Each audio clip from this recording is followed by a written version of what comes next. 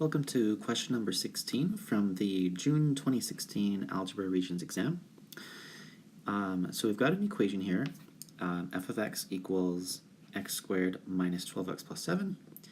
And the question is, which equation and ordered pair represent the correct vertex form and vertex for x squared minus 12x plus 7? Now there are a couple different ways of solving this problem. The first method I'm going to show you both methods. The first method I'm going to show you is the algebraic way.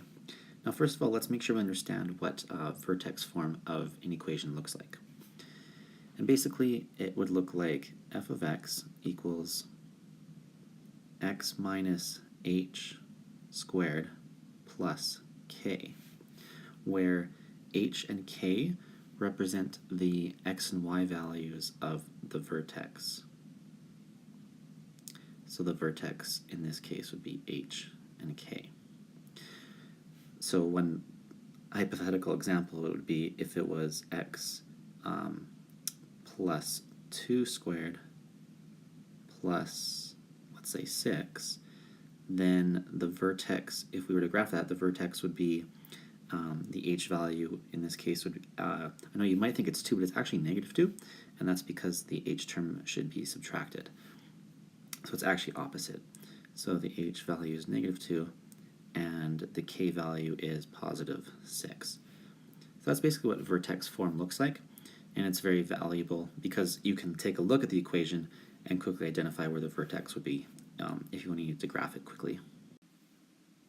Now there's a method to convert the equation in the form that we have into this vertex form, and it's called completing the square. So that's what we're going to do in a second here.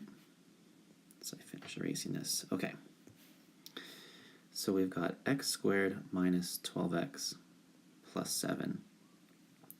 Now when we complete the square, it's a really weird trick in order to switch it into this format. And the idea is you take the middle term, the x term, just the coefficient there, in this case it's 12, we divide it by 2 and then square it.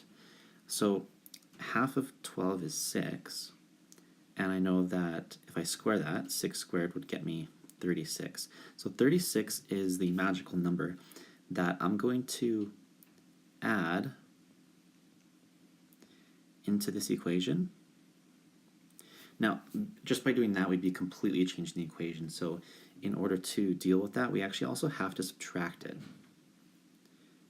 And that's so that we're not actually changing the equation at all, because if we add 36 and minus 36, it's basically doing nothing.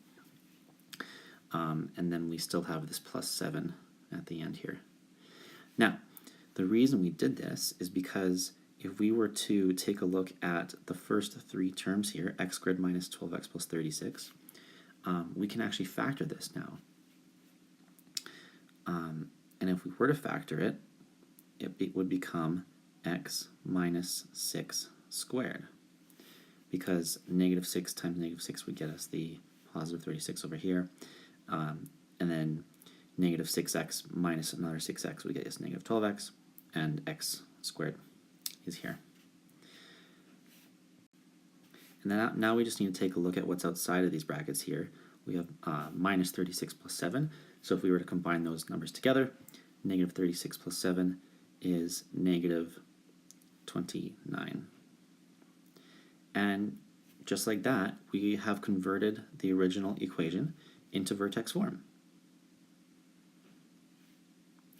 So we can see that it's either number 3 or number 4, not 1 or 2. And following that h and k format we started this video with, I know that the vertex is going to be positive 6, because it's being subtracted, and our k value is negative 29, which means the correct answer is not number 4, but in fact number 3. Now another method you could have used to solve this problem is to use your graphing calculator, and you would plug in this equation into your calculator. So I'm just going to zoom in over here just to show you what I'm talking about. Alright, so I took a couple screenshots of my graphing calculator here, so you can see that I plugged in the equation, And I had to modify the window settings a bit in order to actually see the whole thing.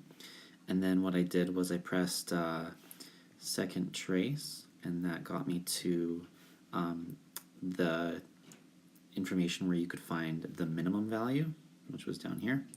And then you start by clicking for the left bound, the right bound, and then a guess.